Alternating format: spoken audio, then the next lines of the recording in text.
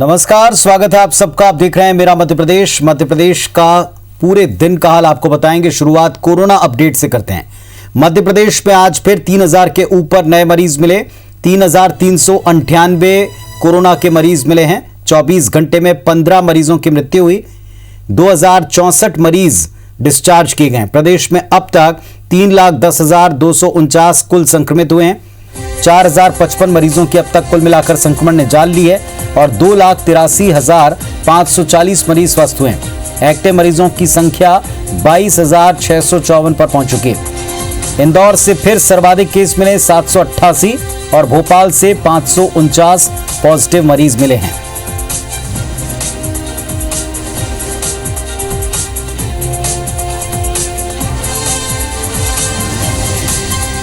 तो कोरोना की स्थिति आप देखें। एक्टिव केस 22,654, मरीज 3,398 नए मिले 24 घंटे में। 2,064 मरीज ठीक हुए और 15 की मौत हुई है।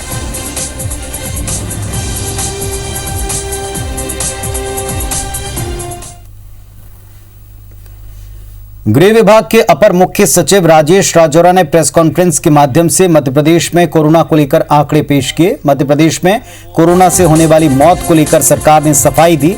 स्वास्थ्य विभाग के अपर मुख्य सचिव मोहम्मद सुलेमान ने कहा कि मौत के आंकड़ों की गारंटी नहीं लेते, मगर सरकार कुछ भी छिपा नहीं रही।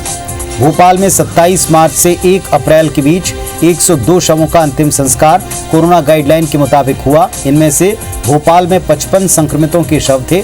अकेले भदभदा विश्राम घाट पर 84 शव लाए गए थे, जिसमें भोपाल के 41 शव थे। दरअसल यहाँ रोजाना 14 से 15 शव लाए जा रहे हैं, जबकि स्वास्थ्य विभाग के हेल्थ बुलेटिन के मुताबिक इन 6 दिनों में भोपाल में सिर्फ 6 मौतें हुई हैं। अपर मुख्य सचिव स्वास्थ्य सुलेमान ने मीडिया से बातचीत में कहा कि एक सप्ताह में कोरोना के 15 गुना केस बढ़े हैं। सबसे ज्यादा केस भोपाल, इंदौर, जबलपुर, ग्वालियर और 10 जिलों में आए। यही वजह है कि 14 शहरों में रविवार को लॉकडाउन किया गया है। एक हफ्ते में जहाँ 21 फरवरी में 1781 केस थे, उससे पहले हफ्ते में ये 1200 के आसपास थे। वो अब 18,168 केस आ रहे हैं। मतलब करीबन 15 गुने केस एक हफ्ते में जो फरवरी में आते थे, उससे 15 गुना तक केसेस की संख्या होने लगी है। 10 जिले जो हमारे सबसे ज्यादा केस कंट्रीब्यूट कर रहे हैं। मास्क लगाना, सैनिटाइजर का उपयोग, सोशल डिस्टेंसिंग और भीड़ से दूरी, ये 4 मूल मंत्र हैं। फिर इसका पालन कराने के लिए जो है गृह विभाग ने उच्चतम स्तर पर किए गए समीक्षाओं और निर्णय के उपरांत जो विभिन्न कार्रवाई की है, वो संक्षेप में आपके सामने है। कोरोना वायरस के संक्रमण की रोकथाम और बचाव के उपायों को लेकर लोगों को जागरूक करने के लिए खुद प्रदेश के मुखिया सड़कों पर उतरे। भाजपा ने सोमवार को मेरा मास्क मेरी सुरक्षा अभियान चलाया और इसी के साथ शहर की जनता को वैक्सीन लगवाने के लिए जागृत करने एक जन जागरण रैली का आयोजन पूरे प्रदेश में दिखा है। इंदौर में भी इसका क्रम दिखाई पड़ा।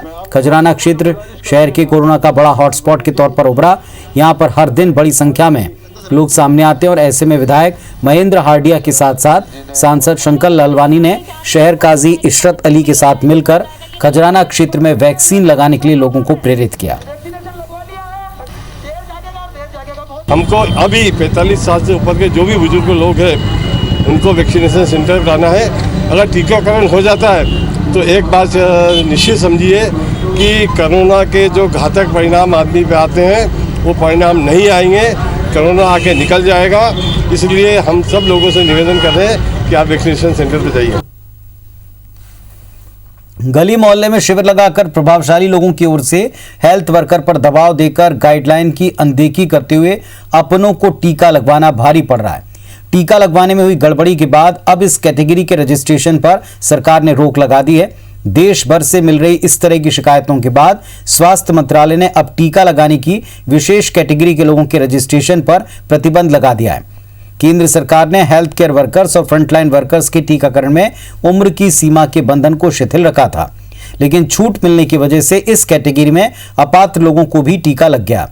हालांकि इस मामले में सांसद शंकर लालवानी जांच की बात कहते हैं। स्वास्थ्य अधिकारी का कहना है कि अब इस कैटेगरी के रजिस्ट्रेशन पर सरकार ने फिलहाल रोक लगाई है। इसमें गड़बड़ी न बताकर उसे ऑफलाइन रजिस्ट्रेशन होने का हवाला दिया जा रहा है। इंदौर में लगभग 10,000 अपात्र लोगों को फ्रंट लाइन वर्कर के तौर पर टीका लगने की आशंका व्यक्त की जा रही है। बेसिकली इसमें हेल्थ केयर वर्कर्स में ऐसे लोग सम्मिलित हैं जिन्होंने पहले पूर्व में जब रजिस्ट्रेशन मांगा गया था उस दौरान उनके द्वारा रजिस्ट्रेशन नहीं कराया गया था, किन्हीं कारणवश उनके द्वारा रजिस्ट्रेशन नहीं हो पाया था। यह एक मुख्य रीजन था जिसके कारण हेल्थ केयर वर्कर्स के जो बेनिफिशरीज हैं उनको बाद में हमारे को अभी लास्ट तक के भी हेल्थ केयर वर्कर्स की फर्स्ट डोज भी हमारे यहाँ लगे। देखिए, जिनको सरकार के प्रोटोकॉल में निर्देश दिया गया उनको लगना चाहिए, उनकी प्राथमिकता है। अगर कहीं इस प्रकार की गड़बड़ निकले तो बिल्कुल होना चाहिए और कुल मिला के हम सब ये चाहते हैं जिस प्रकार केंद्र सरकार की गाइडलाइन आती है उसी प्रकार प्रदेश सरकार गाइडलाइन से हमको उसी अनुसार आगे चलना है। मुख्यमंत्री शिवराज सिंह चौहान ने कहा कि अभी सबसे बड़ी चिंता कोरोना का फैलता संक्रमण है। उन्होंने कहा कि इस दौर में जो गति है वो पहले दौर की तुलना में कई गुना तेज है। सभी उपाय हम कर रहे हैं, नए लोग संक्रमित ना हो उसका उपाय लॉकडाउन है। लंबा लॉकडाउन अर्थव्यवस्था को तोड़ देता है, बिजनेस व्यापार ठप होते हैं, गरीब बेरोजगार हो जाते हैं और वो अंतिम विकल्प है, हम उस पर जाना नहीं चाहते। प्रमुख चीज है कि नए लोग संक्रमित ना हो, उसका एक उपाय है लॉकडाउन। लंबा लॉकडाउन अर्थव्यवस्था को तोड़ देता है और बिजनेस व्यापार तो ठप होते ही हैं, गरीब बेरोजगार हो जाता है। वो अंतिम विकल्प है, हम उस पर जाना नहीं चाहते। मैं लंबा लॉकडाउन नहीं चाहता किसी भी कीमत पर। मध्य प्रदेश सरकार ने कोरोना जांच को लेकर एक राहत दी है। सरकार ने 1200 रुपए में होने वाली जांच की दर घटा दी। अब लोग निजी लैब में RT-PCR टेस्ट के लिए 700 रुपए में जांच करवा सकते हैं। हालांकि घर से सैंपल कलेक्शन पर पहले की तरह 200 रुपए अतिरिक्त देना पड़ेंगे, यानी घर पर सैंपल देने पर लोगों को कुल 900 रुपए का खर्च आएगा। इसमें सैंपल कलेक्शन, ट्रांसपोर्ट शुल्क, कंज्यूमेबल PPE किट समेत सभी अन्य शुल्क शामिल हैं। वहीं रैपिड एंटीजन टेस्ट से कोरोना जांच अस्पताल या प्रयोगशाला में कराने पर 300 रुपए लिए जाएंगे। घर जाकर सैंपल कलेक्शन करने पर 200 रुपए अलग से देने होंगे। इसमें सभी प्रकार के शुल्क समाहित हैं। सैंपल लेते समय संबंधित व्यक्ति का नाम, पता, मोबाइल नंबर ऐप पर अपलोड किया जाएगा।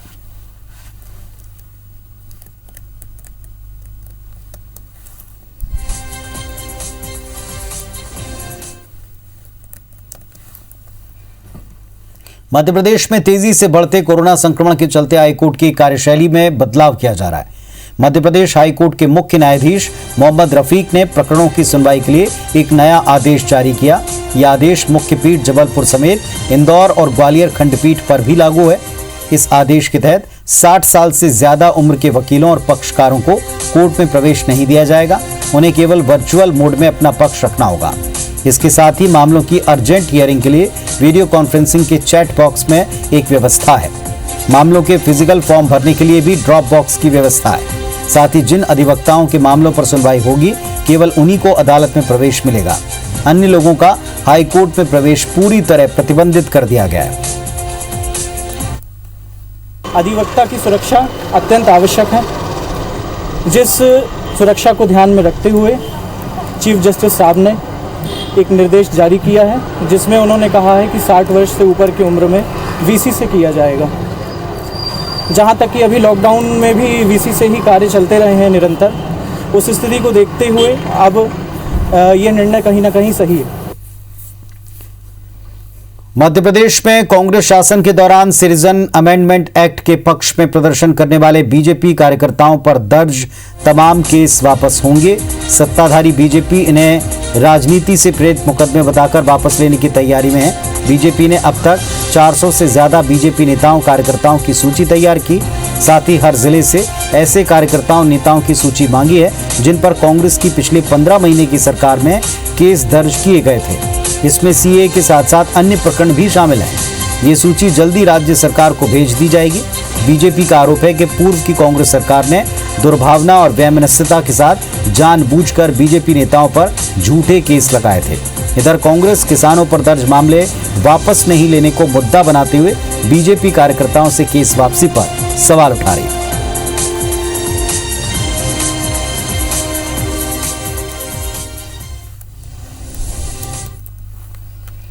मध्य प्रदेश के नगरीय निकाय चुनाव और 2023 में होने वाले विधानसभा चुनाव को देखते हुए कांग्रेस खुद को मजबूत करने के मकसद से सेक्टर स्तर पर बड़ा फेरबदल करने जा रही है।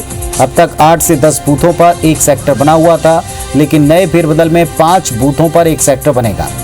इंदौर में फेरबदल के बाद करीब 590 सेक्टर नए सिरे से बन जाएंगे। दरअसल नगरीय निकाय चुनाव की तारीख अब तक घोषित नहीं हुई, लेकिन कांग्रेस ने बूथ स्तर पर नए कार्यकर्ताओं की टीम गठित करने की एक कवायद शुरू कर दी है। नए फेरबदल के तहत एक सेक्टर में एक अध्यक्ष की नियुक्ति हो जाएगी।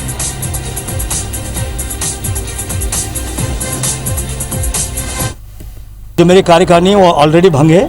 आने वाले समय में हम अतिशीघ्र नई कार्यकारिणी बना रहे हैं। उसमें जो युवा लोग और जो कांग्रेस की रीति में विश्वास करते हैं, जो कांग्रेस के हर संघर्ष में कांग्रेस के साथ खड़े हैं, हम उनको कमेटी में लेंगे। मध्य प्रदेश के नगरीय निकाय आरक्षण को चुनौती देने वाली याचिका पर आज हाईकोर्ट की ग्वालियर बेंच में सुनवाई हुई, जिसमें मध्य प्रदेश सरकार ने आरक्षण पर अपना जवाब पेश करने के लिए कुछ और वक्त मांगा। अब इसकी अगली सुनवाई 26 अप्रैल को होगी। हाईकोर्ट के आदेशानुसार सरकार को 81 नगरीय निकायों के आरक्षण में रोटेशन प्रक्रिया के मामले में जवाब देना था। मुरैना और उज्जैन नगर निगम समेत 79 निकायों में महापौर और अध्यक्ष पद के आरक्षण हाईकोर्ट में इन पर रोक लगाई गई थी। दायर याचिका में रोटेशन प्रक्रिया को लेकर विसंगति का हवाला था, जिसके बाद कोर्ट ने आरक्षण की विसंगतियों पर सरकार का पक्ष जानने के लिए इस पर विस्तार से जानकारी मांगी है। आरक्षण के लिए थी नगर निकाय चुनावों के लिए, महापौर सीट एवं नगरपालिका सीटों के लिए।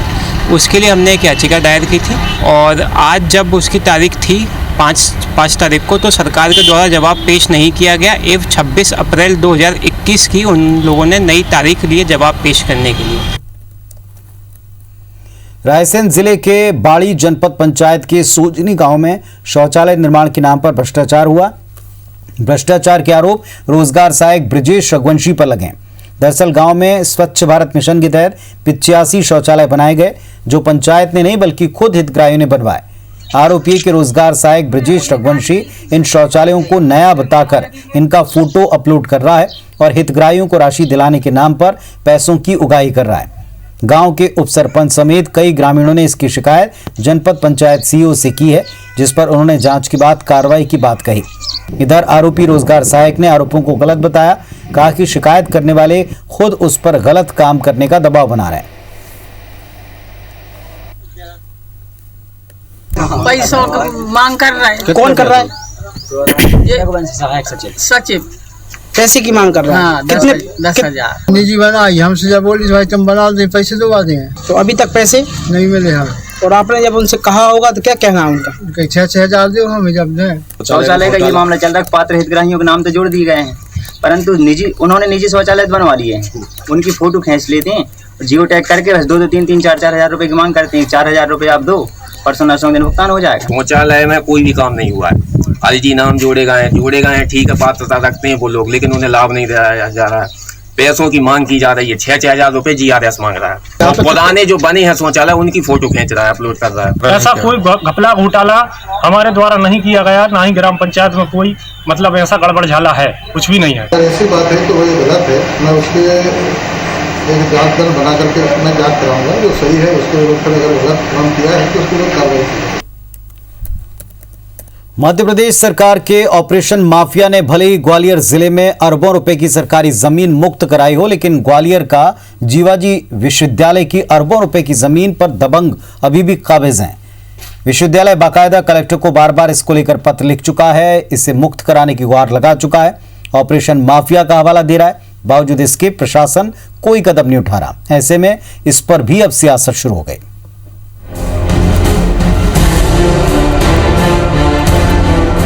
ग्वालियर का जीवाजी विश्वविद्यालय, जहां से कई होनहार छात्र निकले, गलत के खिलाफ आवाज उठाने का यहां पाठ पढ़ा, मगर आज ये विश्वविद्यालय खुद अपने हक के लिए दर दर भटक रहा है। जीवाजी की जमीन पर अवैध तरीके से बेचे गए 33 प्लॉट को 3 साल बाद भी खाली नहीं कराया गया।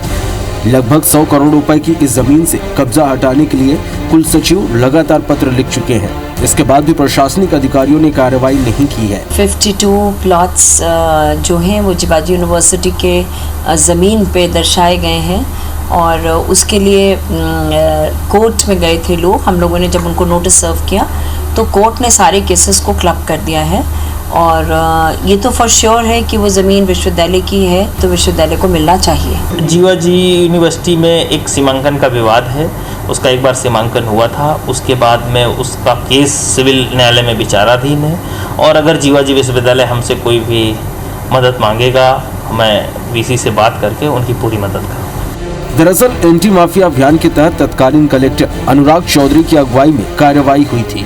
इस दौरान कैलाश नगर में भी एक्शन लिया गया था। इस कार्रवाई में पता चला था कि जीवाजी विश्वविद्यालय की जमीन पर गलत तरीके से प्लॉटिंग कर जमीन बेच दिए गए हैं। इस संबंध में कॉलोनाइजर पर भी कार्रवाई के निर्देश दिए गए थे।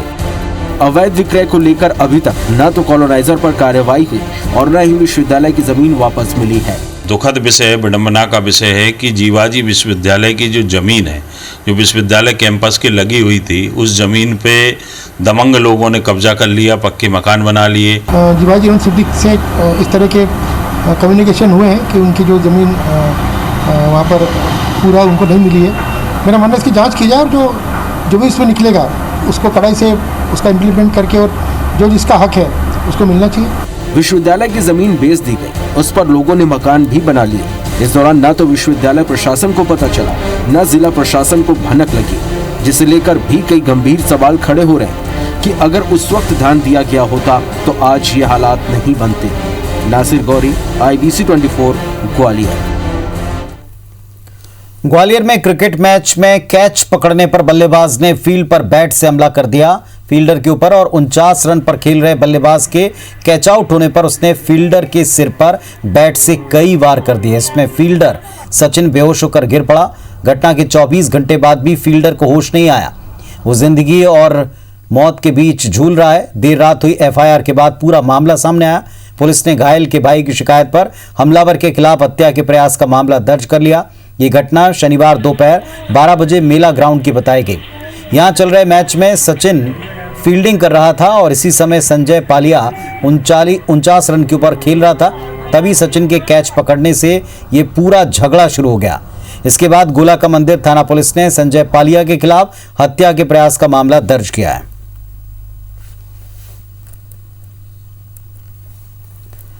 अब तक आपने चोरी की कई वारदातों के बारे में सुना होगा, लेकिन क्या कभी ऐसा चोर देखा जो सिर्फ स्टाइलिश साइकिल चुराता हो? ग्वालियर पुलिस ने एक ऐसे ही चोर को पकड़ा।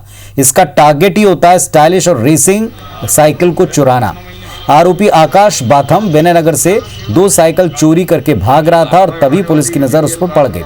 पुलिस ने जब उससे रोका और साइकिल छोड़कर वो भागने लग गया तो पुलिस ने उसको पकड़ लिया। पूछताछ की तो पता चला कि वो सिर्फ स्टाइलिश साइकिलें चुराता है। उसने पुलिस को बताया कि अब तक 50 से अधिक साइकिलें वो चुरा चुका है। पुलिस ने उसके कब्जे से 24 साइकिल बरामद कर ली हैं। आरोपी ने बताया कि वो महंगी से महंगी साइकिल को 500 से 1000 रुपए बेच देता था।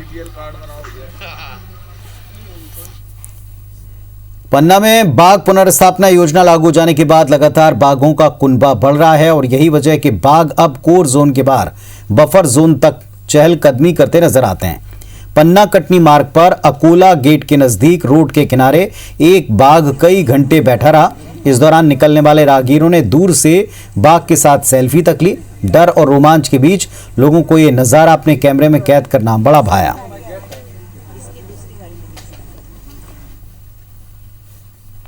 तो इस बुलेटिन में फिलहाल इतना ही। खबरों और अपडेट्स के लिए आप देखते रहिए IBC 24। नमस्कार।